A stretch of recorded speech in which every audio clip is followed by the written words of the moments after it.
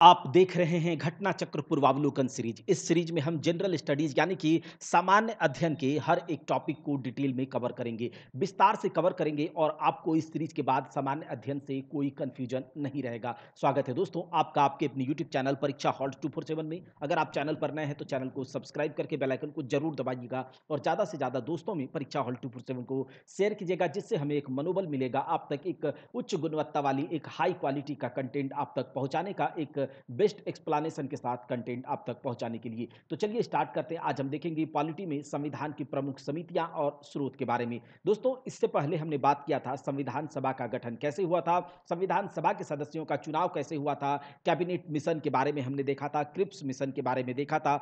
इन सब के बारे में हमने इससे पहले बात कर लिया है। लेकिन अगर बात करें संविधान सभा की, संविधान सभा की समितियों की, तो सबसे पहले थोड़ा सा हम ओवरव्यू लेना चाहते हैं आप लोगों की परमिशन से कि संविधान सभा का जो निर्वाचन हुआ था, संविधान सभा के सदस्यों का निर्वाचन जो हुआ था, वो आप लोग जानते हैं कि अप्रत्यक्ष यानी कि इनडायरेक्ट रूप से हुआ था, अप्रत्यक्ष रूप से हुआ था। और कैसे हुआ था? तो प्रांतों की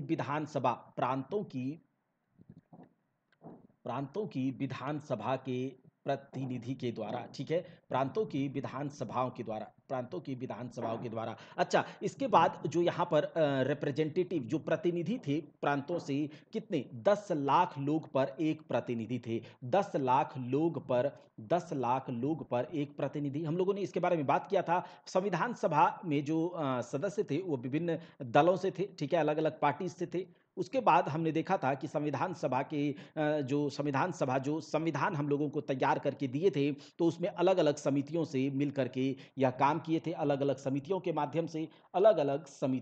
माध्यम से, ये सब हम लोगों ने देखा था। वहीं पर संविधान सभा को संविधान तैयार करने में 2 साल 11 महीना और 18 दिन का समय लगा था। इसके बारे में भी हम लोगों ने बात किया था। वहीं पर इसमें 12 अधिवेशन हुआ था।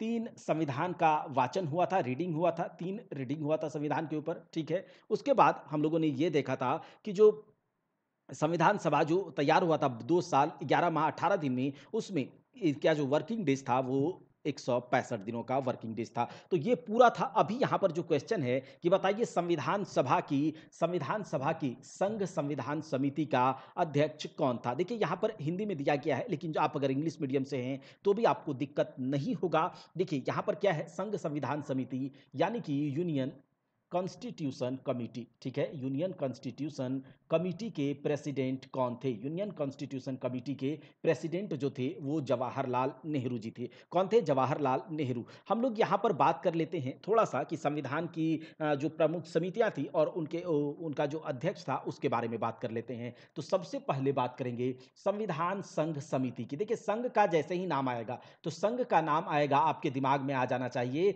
कौन? तो जवाहरलाल नेहरू के बारे में। तो संविधान संघ समिति याद कीजिए, साथ ही साथ संविधान संघ समिति जवाहरलाल नेहरू। वहीं पर नियम समिति, देखिए इंग्लिश में आपको बताते चलेंगे, बाद बाकी क्लास जो पूरा होगा तो उसमें हम लोग बात करेंगे इंग्लिश में भी। नियम समिति यानी कि जो रूल्स कमिटी था उसके अध्यक्ष कौन थे? तो नियम वगैरह बनाने वाले थे डॉक्टर राजेंद्र प्रसाद, जो कि नियम कानून पर चलते थे, ठीक है, डॉक्टर राजेंद्र प्रसाद।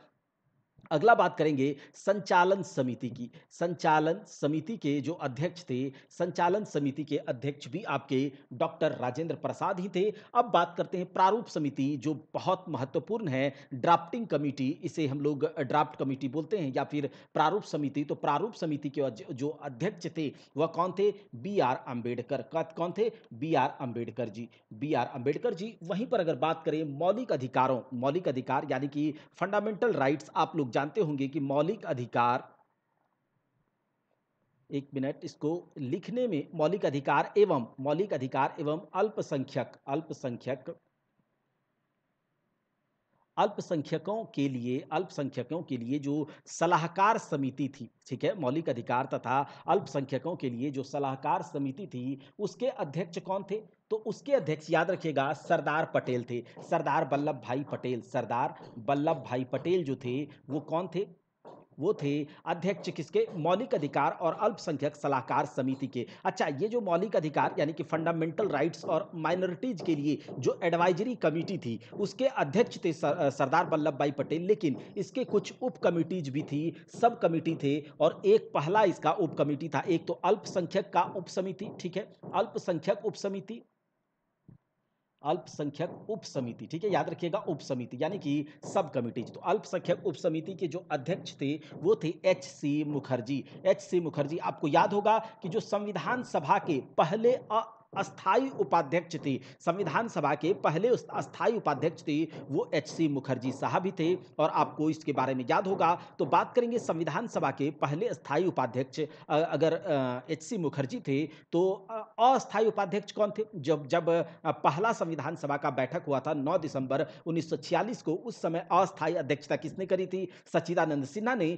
तो उपाध्यक्ष कौन थे उस समय? तो याद रखिएगा फ्रैंक एंथनी। कौन? Frank Anthony. और अस्थाई हो गए आपके एच सी मुखर्जी। दूसरा है यहाँ पर मौलिक अधिकार के लिए जो उप समिति है, मौलिक अधिकार के लिए जो उप समिति है उसके अध्यक्ष कौन थे? J B Kripalani. J B Kripalani. देखिए यहाँ पर मैं आपको एक बात बता दूं कि बहुत सारे बुक्स में आपको मिलेगा कि जेबी कृपलानी झंडा समिति के अध्यक्ष थे। ये सही नहीं है, जेबी कृपलानी झंडा समिति के अध्यक्ष नहीं थे, बल्कि जो हम लोग आगे बात करेंगे कि डॉक्टर राजेंद्र प्रसाद झंडा समिति के अध्यक्ष थे और झंडा समिति के अन्य सदस्यों के बारे में भी बात करेंगे। आगे बात करते हैं संघ शक्ति समिति। तो हमने जैसे ही अब आपको बताया कि संघ का नाम आएगा तो आपके दिमाग में आना चाहिए कौन? जवाहरलाल नेहरू। तो संघ शक्ति समिति के अध्यक्ष थे जवाहरलाल नेहरू। और प्रांतीय, अगर प्रांतों की बात आए, अगर प्रांतों की बात आए और जो अभी हमने देखा कि अल्पसंख्यक, मौलिक अधिकार, इस टाइप का अगर आपके पास बात आए तो आपको याद रखना है सरदार पटेल। सरदार पटेल। तो प्रांतीय संघीय संविधान समिति, प्रांतीय, देखिए एक था संविधान संघ समिति, एक प्रांतीय संविधान समिति। तो उसके अध्यक्ष कौन थे? उसके अध्यक्ष सरदार पटेल थे। तो ये याद रखिएगा, संविधान संघ समिति के अध्यक्ष जवाहरलाल नेहरू, नियम समिति के अध्यक्ष डॉक्टर राजेंद्र प्रसाद, संचालन समिति के अध्यक्ष डॉक्टर राजेंद्र प्रसाद, प्रारूप समिति के अध्यक्ष बी आर अम्बेडकर, मौलिक अधिकार एवं अल्पसंख्यकों की जो सलाहकार समिति थी सरदार पटेल, और सरदार पटेल प्रांतीय समिति के भी अध्यक्ष थे। वहीं पर इसके उप समिति भी थी, सलाहकार समिति का अल्पसंख्यक उप समिति के अध्यक्ष थे एच सी मुखर्जी, जो कि संविधान सभा की अस्थाई उपाध्यक्ष थे।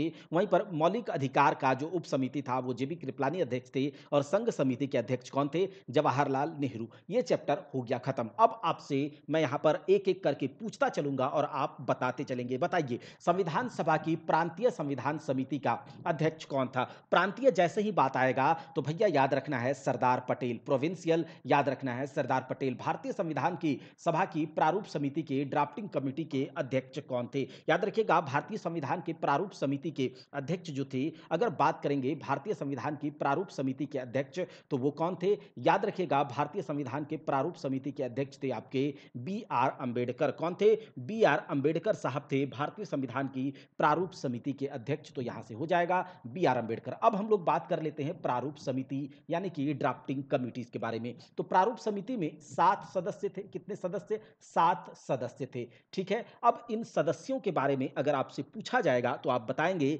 एन गोपाला स्वामी अयंगर। पहला एन गोपाला स्वामी अयंगर, ठीक है। दूसरा आपको याद रखना है एन गोपाला स्वामी अयंगर के बाद अल्लादी कृष्णा स्वामी अयंगर। अल्लादी कृष्णा स्वामी अयंगर, याद रखिएगा, अयंगर, अल्लादी कृष्णा स्वामी अयंगर। वहीं पर आपको अगला याद रखना है के एम मुंशी। के एम मुंशी, याद रखिएगा, के एम मुंशी प्रारूप समिति के ये सदस्य हैं। पहला एन गोपाला स्वामी अयंगर, ए के अल्लादी कृष्णा स्वामी अयंगर, के एम मुंशी। वहीं पर मोहम्मद सादुल्ला, याद रखिएगा, मोहम्मद सादुल्ला, मोहम्मद सादुल्ला तथा बी एल मित्रा तथा डीपी खेतान, बी एल मित्रा तथा डीपी खेतान। ये 6 सदस्य और एक अध्यक्ष थे। कौन? तो अध्यक्ष थे आपके बी आर अम्बेडकर और टोटल हो गए आपके 7 सदस्य। डीपी खेतान, ठीक है, डीपी खेतान। अब यहाँ पर एक बहुत इंटरेस्टिंग बात आती है कि यहाँ पर पूछा जाता है कि देखिए बीएल मित्रा के जगह पर देखिए बीएल मित्रा के जगह पर यहाँ पर उनको रिप्लेस कर दिया गया था किनके द्वारा? एन माधव राव के द्वारा। एन माधव राव जी के द्वारा बीएल मित्रा को प्रारूप समिति के सदस्यता से रिप्लेस कर दिया गया था। वहीं पर डीपी खेतान साहब की मृत्यु हो जाती है 1948 ईस्वी में। इनका मृत्यु हो जाता है 1948 ईस्वी में और इसके जगह पर प्रारूप समिति के सदस्य बनते हैं टीटी कृष्णामाचारी। टीटी कृष्णामाचारी, याद रखिएगा टीटी कृष्णामाचारी जो है वो आपके सदस्य बन जाते हैं। तो याद रहेगा एन गोपाला स्वामी अयंगर, ए के अयंगर, अल्लादी कृष्णा स्वामी अयंगर, के एम मुंशी, मोहम्मद सादुल्ला, बीएल मित्रा तथा डीपी खेतान। और बीएल मित्रा के जगह पर एन माधव राव जगह लेते हैं, डीपी खेतान के जगह पर टीटी कृष्णामाचारी। चलिए आगे बात करते हैं भारतीय संविधान सभा की प्रारूप समिति के अध्यक्ष कौन थे? Who was the chairman of drafting committee of constituent assembly of India? तो कौन थे? डॉक्टर भीमराव अंबेडकर। डॉक्टर भीमराव अंबेडकर। अब चलिए आगे बात कर लेते हैं संविधान सभा द्वारा स्थापित मौलिक अधिकारों और अल्पसंख्यकों हेतु सलाहकार समिति के अध्यक्ष कौन थे? तो आपको बिल्कुल याद होगा सरदार पटेल जी। कौन थे? सरदार पटेल। और प्रांतीय संविधान समिति के भी अध्यक्ष कौन थे? Sardar Patel. Who was the chairman of advisory committee for fundamental rights and minorities set up by the constituent assembly? Sardar Patel. चलिए आगे देखते हैं कि डॉक्टर बी आर अंबेडकर की अध्यक्षता में संविधान सभा की प्रारूप समिति में कितने अन्य सदस्य थे? तो कितने अन्य सदस्य थे यहां पर यह पूछा जा रहा है। अगर बी आर अंबेडकर को मिला लिया जाए तो 7 सदस्य थे, लेकिन उनके अलावा कितने सदस्य थे? तो 6 सदस्य थे, याद रखिएगा। और इन सदस्यों के बारे में हमने देखा था, याद कीजिए फिर से, एन गोपाला स्वामी अयंगर, अल्लादी कृष्णा स्वामी अय्यर, ठीक है, के एम मुंशी, मोहम्मद सादुल्ला तथा बीएल मित्रा तथा डीपी खेतान। कौन थे? डीपी 6 सदस्य इसके अलावे थे। तो याद रहेगा, ठीक है, के एम मुंशी वगैरह वगैरह, ठीक है। तो यहां से हम लोगों ने देख लिया था। निम्नलिखित में से कौन संविधान प्रारूप समिति के सदस्य थे? तो बताइए कि कौन प्रारूप समिति के सदस्य थे? एन गोपाला स्वामी थे क्या? जी हाँ थे। जवाहरलाल नेहरू थे? नहीं थे। वहीं पर अल्लादी कृष्णा स्वामी अय्यर थे? जी हाँ थे। सरदार पटेल थे? नहीं थे। तो यहां से आप लोग बता सकते हैं। चलिए आगे देख लेते हैं। Who was the following was a member of the constitution drafting committee? तो यही है, आगे देख लेते हैं। संविधान पांडुलेखन समिति का निम्न में से कौन सदस्य नहीं था? तो प्रारूप समिति को ही पांडुलेखन समिति भी कहा जाता है। तो याद रख लीजिएगा कि जवाहरलाल नेहरू, देखिए मोहम्मद सादुल्ला तो सदस्य थे, के एम मुंशी सदस्य थे, के ए के अय्यर यानी कि अल्लादी कृष्णा स्वामी जो अल्लादी कृष्णा स्वामी अय्यर थे वो थे, और जवाहरलाल नेहरू जो सदस्य नहीं थे। आगे देख लेते हैं। संविधान सभा ने डॉक्टर बी आर अंबेडकर की अध्यक्षता में प्रारूप समिति का गठन कब किया था? तो संविधान सभा के द्वारा डॉक्टर बी आर अंबेडकर की अध्यक्षता में प्रारूप समिति का जो गठन है वो किया गया था 29 अगस्त 1947 को। याद रखिएगा, 29 अगस्त 1947 को संविधान सभा के द्वारा बी आर अंबेडकर की अध्यक्षता में प्रारूप समिति का गठन, ड्राफ्टिंग कमेटी का गठन 29 अगस्त 1947 को किया गया था। ड्राफ्टिंग कमेटी के सदस्य कौन थे? 7 सदस्य थे, अध्यक्ष थे बी आर अंबेडकर, और डीपी में क्या बोलते हैं, डीबीएल मित्रा के जगह पर एन माधव राव सदस्य में से आए थे, और डीपी खेतान के जगह टीटी कृष्णामाचारी। यही इंपॉर्टेंट है। आगे देखिए, संविधान निर्मात्री परिषद की झंडा समिति के अध्यक्ष कौन थे? बहुत सारे बुक में जैसा कि कहा गया है कि जेबी कृपलानी थे, ठीक है, तो आप जेबी कृपलानी मार करके आ जाएंगे, लेकिन ये गलत है।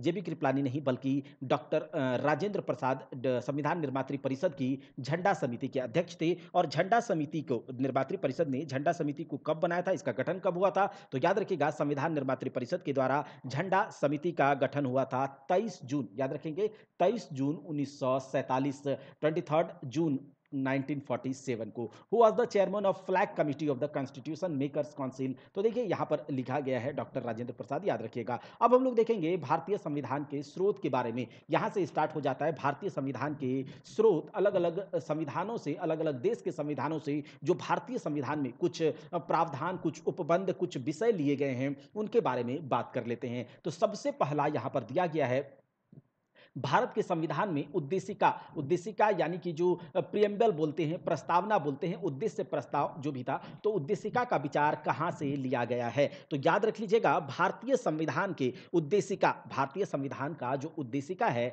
उसका विचार आपके कहां से लिया गया है? यूएसए के संविधान से, यूनाइटेड स्टेट्स ऑफ अमेरिका के संविधान से विचार लिया गया है। याद रखिएगा, भारतीय संविधान के उद्देशिका का विचार, याद रखिएगा विचार, ठीक है, विचार जो है, आइडिया जो है, वो कहां कहाँ से लिया गया है? यूएसए से। लेकिन इसके लिए जो लैंग्वेज है, जो भाषा का इसमें प्रयोग किया गया है भारतीय संविधान की प्रस्तावना में, वो भाषा कहाँ से लिया गया है? तो ऑस्ट्रेलिया के संविधान से। ये इंपॉर्टेंट है, याद रखिएगा, ऑस्ट्रेलिया के संविधान से भाषा लिया गया है तथा उसका विचार प्रस्तावना का विचार कहाँ से लिया गया है? तो यूएसए के संविधान से लिया गया है। आगे बात कर लेते हैं कि ये जो भारतीय संविधान का प्रियम्बल है, भारतीय संविधान की उद्देशिका है, ये किस पर आधारित थी? तो पंडित जवाहरलाल नेहरू, याद होगा आपको, पंडित जवाहरलाल नेहरू के द्वारा क्या किया जाता है? 13 दिसंबर 1946 को 13 दिसंबर 1946 को संविधान सभा के सामने एक उद्देश्य प्रस्ताव लाया जाता है। 13 दिसंबर 1946 को एक उद्देश्य प्रस्ताव पेश किया जाता है संविधान सभा के सामने पंडित जवाहरलाल नेहरू के द्वारा, और उसके बाद 22 जनवरी 1947 को 22 जनवरी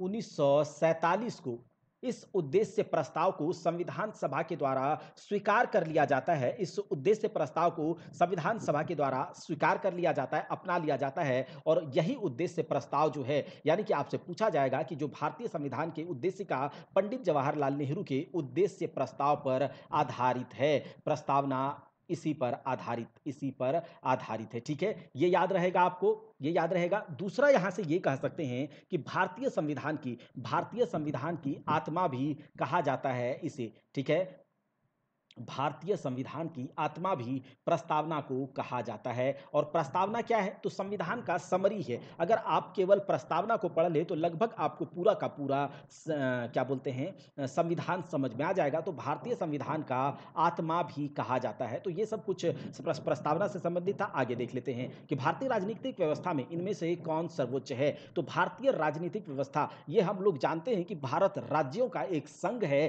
संघात्मक व्यवस्था को अपनाया गया है। संघ मतलब मुखिया, प्रमुख। देखिए, बहुत बड़ा देश है भारत, और भारतवर्ष को चलाने के लिए कोई एक प्रमुख होना चाहिए, और उस तरह से एक हायरार्की बनेगा। भारतवर्ष का जो प्रमुख है, उसके बाद उसके नीचे का प्रमुख, उसके बाद उसके नीचे का प्रमुख, संविधान की सर्वोच्चता। तो एक जो संवैधानिक जो संघात्मक व्यवस्था को भारतवर्ष में अपनाया गया है, उसमें से सर्वोच्च न्यायालय को सर्वोच्च माना गया है, सुप्रीम कोर्ट को सर्वोच्च माना गया है। उसके यहां पर जो हम लोग क्या देखेंगे, नहीं नहीं नहीं, यहां पर गलत हो गया। यहां पर क्या है, भारतीय संविधान जो है यहां पर सर्वोच्च है, उसके बाद सुप्रीम कोर्ट। ठीक है, तो भारतीय राजनीतिक व्यवस्था में संविधान को सर्वोच्च माना गया है, और संविधान से ही जितने अलग अलग प्रकार के शासन है, एडमिनिस्ट्रेशन है, या फिर जो भी यूनिट्स हमारे देश को चला रही है, उन सारे यूनिट्स को संविधान के द्वारा ही अधिकार और शक्ति प्राप्त होते हैं। जितने भी एडमिनिस्ट्रेटिव यूनिट्स हैं, उन सबको अधिकार और शक्ति कहां से प्राप्त होता है? तो उन सबको अधिकार और शक्ति संविधान से प्राप्त होता है। तो इसीलिए संविधान सर्वोच्च है भारतीय राजनीतिक व्यवस्था में, उसके ऊपर कोई नहीं है। भारत में न्यायिक पुनरीक्षण का संकल्पना निम्नलिखित में से किस देश से लिया गया है? बात बताइए कि भारत में जो न्यायिक पुनरीक्षण का संकल्पना कहां से लिया गया है? तो ये आपके कहां से ली? यूएसए से लिया गया है। संयुक्त राज्य अमेरिका। ये यूएसएसआर वो वाला है, संयुक्त सोवियत संघ। ठीक है, तो वो है। यहां पर संयुक्त राज्य अमेरिका यानी कि यूनाइटेड स्टेट्स ऑफ अमेरिका से लिया गया है न्यायिक पुनरीक्षण। देखिए, जो जुडिशियल रिव्यू है, तो कभी कभी क्या होता है कि कोई कोर्ट जो है, लोअर कोर्ट कोई जजमेंट दे देता है, तो उस जजमेंट के खिलाफ हम अपर कोर्ट में चले जाते हैं, और अपर कोर्ट क्या करता है? उस न्याय पर, उस जुडिशियरी पर रिव्यू करता है। अगर उसे लगता है कि ये जुडिशियरी संविधान के प्रावधानों का उल्लंघन करते थे, तो वह उस न्याय को, वह उस आदेश को क्या कर सकता है? खत्म कर सकता है। तो इसका यह मतलब होता है न्यायिक पुनरीक्षण को कहां से लिया गया है? जैसे कि हम एक लेवल से दूसरे लेवल पर, दूसरे लेवल से तीसरे लेवल पर, और सुप्रीम कोर्ट तक जाते हैं, और सुप्रीम कोर्ट यह देखता है, यह रिव्यू करता है कि यह जो न्याय, यह जो आदेश, यह जो जजमेंट दिया गया है, क्या यह संविधान के प्रावधानों को पालन करता है या फिर उसका उल्लंघन करता है। तो ये जो रिव्यू है, ये कहां से लिया गया है? यूनाइटेड स्टेट्स ऑफ अमेरिका से लिया गया है। न्यायिक पुनरावलोकन जो जुडिशियल रिव्यू है, वो कहां पर है? तो केवल भारत में है या फिर केवल यूएसए में है? भारत और यूएसए दोनों में है, केवल यूके में है। तो याद रखिएगा, भारत और यूएसए दोनों में जुडिशियल रिव्यू का सिस्टम है न्यायिक पुनरावलोकन का व्यवस्था दोनों जगह है और USA United state of America से ही भारत में यह व्यवस्था ली गई है। आगे देखिए, निम्नलिखित में से कौन सा लक्षण भारतीय परिसंघ और अमेरिकी परिसंघ यानी कि जो इंडियन फेडरेशन और अमेरिकन फेडरेशन में एक जैसा पाया जाता है? एकल नागरिकता तो बिल्कुल नहीं है, क्योंकि एकल नागरिकता यूनाइटेड स्टेट्स ऑफ अमेरिका में नहीं है। एकल नागरिकता हमने कहां से लिया है? तो एकल नागरिकता हमने ब्रिटिश संविधान से लिया है। ब्रिटिश संविधान से लिया है। जो एकल नागरिकता का प्रावधान हमने कहां से लिया है? ब्रिटिश कॉन्स्टिट्यूशन से लिया है, यानी कि इंग्लैंड से लिया है। वहीं पर संविधान की 3 सूचियां जो आप जानते हैं, भारत के हम आगे पढ़ेंगे, भारत में 12 अनुसूचियां हैं और उन अनुसूचियों के 7वें अनुसूची में संविधान में अलग अलग सूचियों को दर्शाया गया है। पहला राज्य सूची, संघ सूची और समवर्ती सूची। तो समवर्ती सूची को हम लोग जानते हैं ऑस्ट्रेलिया से लिया गया है, तो ये सब आगे बात करेंगे। न्यायपालिका की द्वैधता, तो ये सब तो नहीं है। संविधान के निर्वचन के लिए परिसंघीय उच्चतम न्यायालय, तो देखिए सुप्रीम कोर्ट की व्यवस्था जो संविधान का उल्लंघन हो रहा है या फिर पालन हो रहा है, उसके रिव्यू के लिए किसको बैठाया गया है? तो सुप्रीम कोर्ट को यूनाइटेड स्टेट्स ऑफ अमेरिका में भी बैठाया गया है और इंडिया में भी बैठाया गया है। तो इंडियन फेडरेशन और यूनाइटेड स्टेट ऑफ अमेरिका में सुप्रीम कोर्ट की व्यवस्था, जो कि संविधान को, जो कि कॉन्स्टिट्यूशन के एक तरह से कह सकते हैं कि संविधान की रक्षा के लिए बैठा हुआ है, तो सुप्रीम कोर्ट की व्यवस्था दोनों जगह है। आगे देख लीजिए, भारत की संघात्मक व्यवस्था, भारत का जो यह संघात्मक व्यवस्था है, जो यह फेडरल सिस्टम है भारत का, वह किस देश से संबंधित है? भारत का जो फेडरल सिस्टम है, जो संघात्मक व्यवस्था है, बताइए किस देश से संबंधित है? तो यह है आपके कनाडा के संविधान से संबंधित। कनाडा के संविधान से लिया गया है भारत का संघात्मक व्यवस्था। कनाडा के संविधान से भारत का संघात्मक व्यवस्था को लिया गया है। और अगर आपसे पूछा जाए कि बताइए संघात्मक व्यवस्था क्या होता है, तो हम जानते हैं भारत बहुत बड़ा देश है, इसको चलाने के लिए एक नियम कानून, एक कठोर नियम की जरूरत है, एक संघ का जरूरत है, एक हेड का जरूरत है। और हम जानते हैं भारतवर्ष का जो राष्ट्रपति संवैधानिक प्रमुख होता है, संवैधानिक प्रमुख राष्ट्रपति होता है, वहीं पर भारतवर्ष में संविधान की सर्वोच्चता है। एक सुप्रीम कोर्ट की व्यवस्था करी गई है। केंद्र और राज्य के बीच शक्तियों का विभाजन है, केंद्र राज्य के बीच संबंध है, राष्ट्रपति के विचार करने के लिए विचाराधीन राज्यपाल है। तो सब कुछ यहाँ पर इस प्रकार की व्यवस्था जो हमें दिखती है, जो कि शासन व्यवस्था को चलाने के लिए इस प्रकार का संघ या व्यवस्था में दिखता है, वो आपके कहाँ से देखने को मिलता है? कनाडा से देखने को मिलता है। दोस्तों, आपको क्या करना है, कुछ बातों को अपने से भी कॉपी में नोट डाउन कर लेना है, क्योंकि बहुत सारे बातों को हम लिख नहीं सकते हैं। तो कनाडा के संविधान से ये लिया गया है। आगे बात कर लेते हैं कि भारतीय संघवाद किस देश की पद्धति पर आधारित है। तो भारतीय संघवाद, अभी हमने देखा कि भारतीय संघवाद जो है वह आपके कनाडा के संविधान से संबंधित है, तो यहां से हो जाएगा कनाडा। भारतीय संविधान में राज्यों की संघ, देखिए भारत राज्यों का एक संघ होगा। भारत क्या होगा? राज्यों का एक संघ होगा, ऐसा संविधान के अनुच्छेद 1 में कहा गया है। यह हम लोग जानते हैं, आगे भी हम लोग पढ़ेंगे। तो यहां से है कि भारतीय संविधान में राज्यों की संघ की संकल्पना को प्राप्त किया गया है। एक संघात्मक व्यवस्था, भारत राज्यों का एक संघ होगा, यूनियन ऑफ स्टेट्स होगा। ये कहां से लिया गया है? इंडियन कॉन्स्टिट्यूशन में कहां से लिया गया है? अमेरिका के संविधान से लिया गया है? बिल्कुल नहीं। ऑस्ट्रेलिया के संविधान से लिया गया है? बिल्कुल नहीं। स्विट्जरलैंड के संविधान से लिया गया है? बिल्कुल नहीं। ये क्या है भैया? British north America act. तो याद रखिएगा, ब्रिटिश नॉर्थ अमेरिका एक्ट ये कब लाया गया था? तो British north America act United kingdom parliament में, यूनाइटेड किंगडम पार्लियामेंट में कब इस अधिनियम को लाया गया था? तो इस अधिनियम को लाया गया था 29 मार्च 1867 को, British north America act, British north America act. और यह लागू कब से हो गया था? यह लागू हो गया था आपका 1 जुलाई 1867। और आप जानते हैं यूनाइटेड किंगडम, ब्रिटिश किंगडम या फिर इंग्लैंड का जो है शासन अमेरिका पर भी रहा है। और जब इसका शासन अमेरिका पर था, नॉर्थ अमेरिका जानते हैं आप, नॉर्थ अमेरिका वाले पार्ट में इधर आपका कनाडा पड़ता है। तो देखिए ब्रिटिश नॉर्थ अमेरिका अधिनियम से, ब्रिटिश नॉर्थ अमेरिका अधिनियम जो किसके लिए लाया गया था? ये वाला एक्ट जो ब्रिटिश नॉर्थ अमेरिका एक्ट जो लाया गया था, ये लाया गया था कनाडा डोमिनियन के लिए। किसके लिए? कनाडा डोमिनियन के लिए लाया गया था। और इसी में कहा गया था कि जो राज्यों की संघ का जो कॉन्सेप्ट है, राज्यों की संघ का जो कॉन्सेप्ट है, वो आपके ब्रिटिश नॉर्थ अमेरिका एक्ट में ही लाया गया था, यूनाइटेड किंगडम पार्लियामेंट में लाया गया था। कब लाया गया था? 29 मार्च। और लागू कब कर दिया गया? ये इफेक्टेड हो गया 1 जुलाई 1867 से।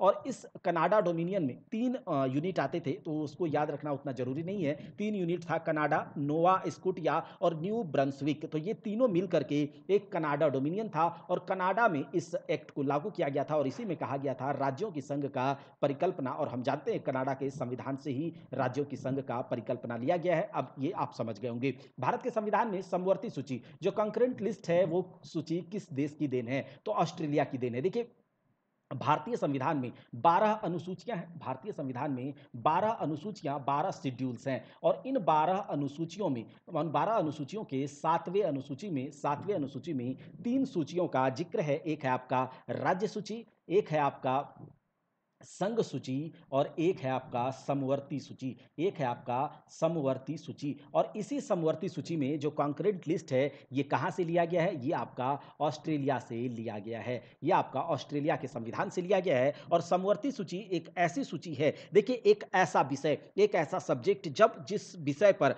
केंद्र तथा राज्य इस एक ऐसा विषय जिस पर सेंट्रल सेंट्रल तथा स्टेट दोनों कानून बना सकता है। सेंट्रल और स्टेट दोनों कानून बना सकता है। लेकिन अगर दोनों के बीच मतभेद हो जाए तो सेंट्रल के द्वारा केंद्र के द्वारा बनाया गया कानून ही सर्वोपरि हो जाएगा। सेंट्रल ही सर्वोपरि हो जाएगा, उसी के द्वारा बनाया गया कानून ही लागू होगा। तो यहां से ये समझ लिया आपने। अब आगे देख लेते हैं कि भारत ने समवर्ती सूची की संकल्पना कहां से ली। तो भारत ने समवर्ती सूची की संकल्पना लिया था ऑस्ट्रेलिया के संविधान से। अब आगे देखिए, भारत के संविधान निर्माताओं ने 7वीं अनुसूची में वर्णित समवर्ती सूची को कहां से लिया? ऑस्ट्रेलिया से लिया।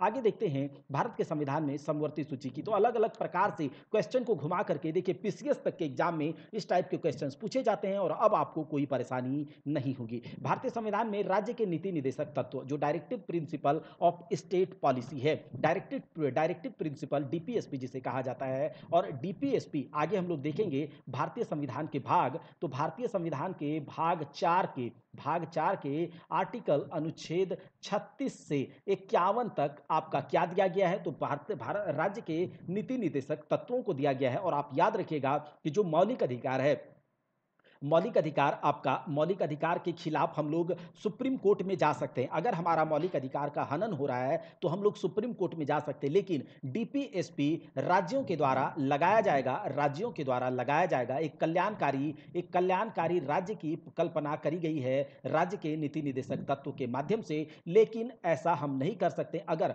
राज्य कोई डीपीएसपी का जो विषय है या कोई प्रावधान अगर राज्य नहीं लगा रहा, तो उसके खिलाफ हम सुप्रीम कोर्ट में नहीं जा सकते। ठीक है, उसके खिलाफ हम सुप्रीम कोर्ट या किसी भी टाइप के कोर्ट में हम नहीं जा सकते। न्यायालय का दरवाजा हम नहीं खटखटा सकते। न्यायालय में प्रवर्तनीय यह डीपीएसपी नहीं है। तो हम लोग ये समझ लिए। दूसरा बात कि ये जो डीपीएसपी लिया गया है वो कहां से लिया गया है? तो आयरलैंड के संविधान से लिया गया है। आयरलैंड के संविधान से लिया गया है डीपीएसपी। इसके बारे में भी हम लोग आगे में डिटेल से पढ़ेंगे। भारतीय संविधान में अन्य देशों के संविधान से कुछ विशिष्टताओं को लिया गया है। और राज्य के नीति निर्देशक तत्व कहां से लिया गया? आयरलैंड से लिया गया है। आगे देखिए, यहां पर किया गया राज्यसभा के गठन में, जब राज्यसभा का गठन किया जाता है, राज्यसभा के सदस्यों का जब चुनाव किया जाता है, तो उसमें प्रतिभा यानी कि टैलेंट, अनुभव, एक्सपीरियंस और सेवा को क्या दिया जाता है? इंपॉर्टेंस दिया जाता है। उसको प्रतिनिधित्व देने में भारतीय संविधान निर्माता निम्नांकित किस उदाहरण से प्रभावित हुए थे? देखिए, जब राज्यसभा का गठन किया जाता है तो राज्यसभा के गठन करने में क्या देखा जाता है? एक तो टैलेंट देखा जाता है, एक्सपीरियंस देखा जाता है कि किस प्रकार का सर्विस दे रहा है, ये सब देखा जाता है, इसको प्रतिनिधित्व दिया जाता है। तो यह किस देश के संविधान से लिया गया है? तो याद रखिएगा, आयरिश गणतंत्र से, आयरिश रिपब्लिक आयरलैंड से लिया गया है। आगे देखिए, सूची 1 तथा 2 को यहां पर कहा गया है कि मिलाइए। लिस्ट 1 तथा 2 को मिलाने के लिए यहां पर कहा गया है। तो यहां देखिए, मौलिक अधिकार, हम जानते हैं मौलिक अधिकार कहां से लिया गया है? तो मूल अधिकार आपके संयुक्त राज्य अमेरिका से लिया गया है। शासन की संसदीय प्रणाली जो कानून का, हम लोग जानते हैं कानून का नियम या फिर कानून का विधि का शासन, ये सब कुछ कहां से लिया गया है? मतलब कानून का जो होगा, लॉ का जो रूल होगा वो लगेगा कहां पर? भारतीय संविधान पर। तो शासन की संसदीय प्रणाली कहां से ली गई है? आपको याद रखना है ब्रिटेन, यूनाइटेड किंगडम के संविधान से, ग्रेट ब्रिटेन के संविधान से। इमरजेंसी का जो प्रावधान है वो कहाँ से लिया गया है? तो याद रखिएगा जर्मनी से, जर्मनी के वाइमर संविधान से, जर्मनी के वाइमर संविधान से लिया गया है आपात उपबंध को। जो इमरजेंसी लगता है संविधान के अनुच्छेद 352 से 360 तक जो इमरजेंसी दिया गया है, जो इमरजेंसी का प्रोविजंस है, वो कहाँ से लिया गया है? तो जर्मनी के वाइमर संविधान से लिया गया है। वहीं पर राज्य के नीति निर्देशक तत्वों को कहाँ से लिया गया है? तो आयरलैंड से लिया गया है। और कनाडा से संघात्मक व्यवस्था, जो फेडरलिज्म है, वो कहाँ से लिया गया है? संघात्मक व्यवस्था को कनाडा से लिया गया है। ये सब कुछ हम लोगों ने देख लिया। अब आगे देखिए कि यहाँ पर कहा गया है सूची 1 तथा 2 को मौलिक अधिकार कहाँ से? तो मौलिक अधिकार अमेरिकी अधिकार पत्र से, राज्य के नीति निर्देशक आयरिश संविधान से। मंत्रिमंडलीय सरकार कहाँ से लिया गया है? तो मंत्रिमंडलीय सरकार जो है वो आपका कहाँ से लिया गया है? ब्रिटिश संविधान से। मंत्रिमंडलीय कैबिनेट वाला जो सरकार का जो प्रावधान है वो ब्रिटिश संविधान से लिया गया है। तथा केंद्र और राज्य के बीच संबंध, अभी हमने देखा था कि जो संघात्मक व्यवस्था कहाँ से ली गई है? कनाडा से। और केंद्र तथा राज्य के बीच शक्तियों का जो विभाजन है, केंद्र और राज्य के बीच एक संबंध है, वो संघात्मक व्यवस्था में ही आती है। तो एक प्रकार से कह सकते हैं कनाडा के संविधान से ये लिया गया है, केंद्र राज्य संबंध। आगे देखिए विधि का शासन, अभी हमने देखा कि जो विधि का शासन है, जो रूल किसका है? लॉ का रूल है। जो विधि का, कानून का जो शासन है वो कहां से लिया गया है? कानून ही सर्वोपरि होगा, कानून सबके लिए समान होगा। ये सब आपका इंग्लैंड से लिया गया है। विधि द्वारा स्थापित प्रक्रिया, देखिए कानून का शासन लिया गया आपका इंग्लैंड से, लेकिन कानून के द्वारा जो स्थापित प्रक्रिया है वो कहां से लिया गया है? वो आपके जापान से लिया गया है। तो याद रखिएगा विधि के द्वारा स्थापित प्रक्रिया जापान से ली गई है।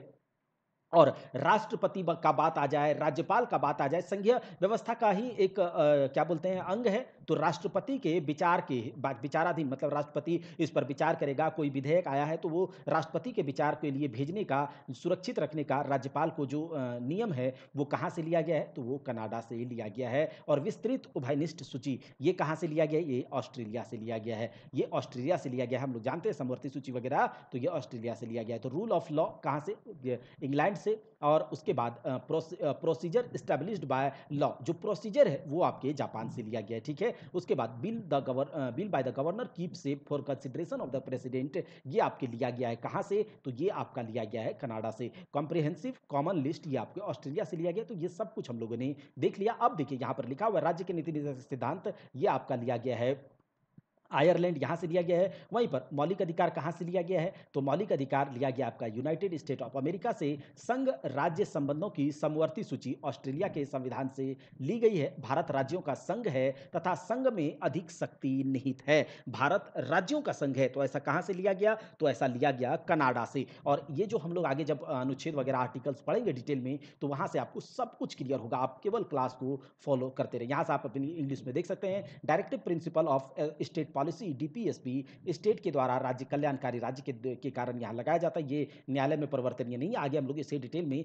आपको याद करवा देंगे। जो भी कॉन्स्टिट्यूशन है, कॉन्स्टिट्यूशन के आर्टिकल्स है, ये आपको यकीन मानिए जब आप क्लास को फॉलो कर लेंगे तो आपको पूरा का पूरा आर्टिकल आपके दिमाग में ना छाप दे तो आप क्या कहिएगा। तो डीपीएसपी जो है वो कहाँ से लिया गया, ये सब कुछ हम लोगों ने देख लिया। आगे देख लेते हैं कि जो भारतीय संविधान में मौलिक कर्तव्यों का विचार कहाँ से लिया गया है। तो भारतीय संविधान में मौलिक कर्तव्य भारतीय संविधान में जो मौलिक कर्तव्य है वो कहां से लिया गया है?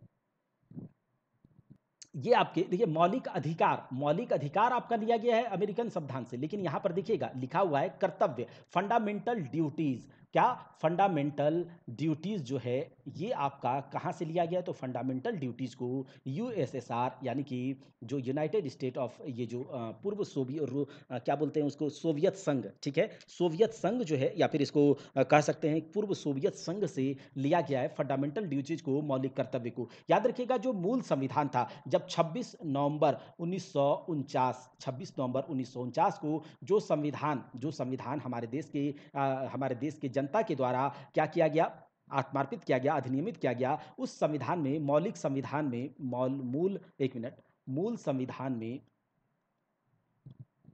मूल संविधान में मौलिक कर्तव्य फंडामेंटल ड्यूटीज नहीं था। लेकिन ये जो मौलिक कर्तव्य फंडामेंटल ड्यूटीज कब लाया गया, तो याद रखिएगा 42 कॉन्स्टिट्यूशनल अमेंडमेंट से, यानी कि संवैधानिक संशोधन के द्वारा, 42वें संवैधानिक संशोधन 1976 के द्वारा मूल संविधान को मूल संविधान में मौलिक कर्तव्य को जोड़ा गया। और ये कहाँ से लिया गया, तो ये आपका लिया गया रूस से लिया गया, पूर्व सोवियत संघ के संविधान से लिया गया था। अब आगे देखते हैं कि भारत का संविधान सबसे अधिक लंबा हो गया है। ठीक बात है, भारत का संविधान सबसे अधिक लिखित संविधान, सबसे बड़ा लिखित संविधान है, क्योंकि इसमें 395 अनुच्छेद, 395 आर्टिकल और उसके बाद 12 अनुसूचियां हैं, शेड्यूल है। बहुत लंबा संविधान, लंबा चौड़ा लिखित संविधान है। लेकिन यहां पर दूसरा देखिए कथन है ऐसा, और कारण इसका दिया गया है, मौलिक अधिकारों का अध्याय अमेरिकन संविधान के मॉडल से लिया गया। बिल्कुल सही है कि फंडामेंटल राइट्स जो है वो आपका यूएसए से लिया गया है। लेकिन ये दोनों सही है, लेकिन क्या फंडामेंटल राइट्स यूएसए से लेने के कारण भारत का संविधान लंबा हो गया है? तो जी नहीं, ये सही नहीं है। तो ए यानी कि कथन सही है, रीजन भी आर भी सही है, लेकिन आर यानी कि रीजन ए की सही व्याख्या नहीं है। ऐसा आपको समझना होगा जब तक आपको कॉन्सेप्ट क्लियर नहीं होगा। देखिए यहाँ लिखा हुआ है, the constitution of India has become the longest chapter of fundamental rights American constitution model is taken from. तो ऐसा कुछ नहीं है, यहाँ हो जाएगा A and R both are correct, but R is the correct explanation, मतलब नॉट करेक्ट एक्सप्लेनेशन। ठीक है, आगे देखिए, भारतीय संविधान में सन्निहित मूल अधिकारों की अवधारणा कहां से लिया गया? यूनाइटेड स्टेट ऑफ अमेरिका से लिया गया। भारतीय संविधान में मूल अधिकारों का विचार कहां से लिया गया? अमेरिका के संविधान से लिया गया। देखिए क्वेश्चन बहुत रिपीट होते हैं पीसीएस तक के एग्जाम में। मौलिक अधिकारों की अवधारणा कहां से ली गई? फिर से वही यूएसए के संविधान से। देखिए मौलिक अधिकार और कर्तव्य पर थोड़ा सा ध्यान रखिएगा, फंडामेंटल राइट्स और ड्यूटीज पर। लिखित संविधान का प्रारंभ किस देश से हुआ है? तो लिखित संविधान का प्रारंभ आपके अमेरिका से हुआ है। आपको याद रखना है कि जो यूएसए का संविधान सबसे पहला पहला जो सबसे पहला प्रथम पूर्ण लिखित संविधान जो है, लिखित रिटेन कॉन्स्टिट्यूशन जो है, वो आपका यूएसए का ही था संविधान। लेकिन अमेरिका के संविधान में केवल सात क्या है, अनुच्छेद है, केवल 7 आर्टिकल है, केवल 7 आर्टिकल है, ओनली 7 आर्टिकल है। तो ये छोटा है, भले ये लिखित संविधान है लेकिन छोटा है। और भारत का संविधान में सबसे लंबा, सबसे लंबा लिखित संविधान है, और इसमें 395 आर्टिकल्स हैं। देखो कितना लंबा चौड़ा भर के रख दिया है। ठीक है, 395 आर्टिकल और 12 अनुसूचियां हैं। ठीक है, तो ये हम लोगों ने देख लिया पूरा संवैधानिक समितियां, और उसके बाद सोर्सेज आप इसे 1 या 2 बार देखिएगा, आपको पूरा का पूरा दिमाग में छप जाएगा। इसके पीडीएफ को अगर आपको डाउनलोड करना है तो परीक्षा हॉल्ट 247 के टेलीग्राम चैनल को आपको जुड़ना होगा, और वहां से आपको पीडीएफ को डाउनलोड करके आप यहां से रिवाइज कर सकते हैं। और अगर आपको चाहिए तो जरूर आप करेंगे। और अगर चैनल पर नए हैं तो चैनल को सब्सक्राइब भी जरूर कर लीजिएगा। ये आपसे गुजारिश है कि अगर आपको अच्छा लगता है हमारे द्वारा दिया गया एक्सप्लेनेशन, हमारे द्वारा दिया गया वीडियो, और अगर आप भविष्य में, फ्यूचर में चाहते हैं कि इसी प्रकार का मेहनत आपके लिए करते रह जाए, और ये मेहनत बहुत कम है, अगर आप सपोर्ट करते हैं तो मेहनत दिन दुना रात चौगुना होगा। आपके लिए क्लासेस भी बहुत सारी बढ़ जाएंगी, क्योंकि जब तक परिवार बड़ा नहीं होगा तब तक इतना मेहनत करना आसान नहीं है दोस्तों। जब तक टीम नहीं होगा, अपने से सब कुछ करना, लिखना, टाइप करना, सेट करना, ये आसान नहीं है। इसीलिए आप लोगों से गुजारिश है कि छोटे से प्लेटफॉर्म को, अपने परिवार परीक्षा हॉल 247 को बड़ा कीजिए, और जब करेंगे तो आपके लिए अच्छे से अच्छे कंटेंट यहाँ पर आपके लिए पेश करेंगे। तब तक के लिए जय हिंद, जय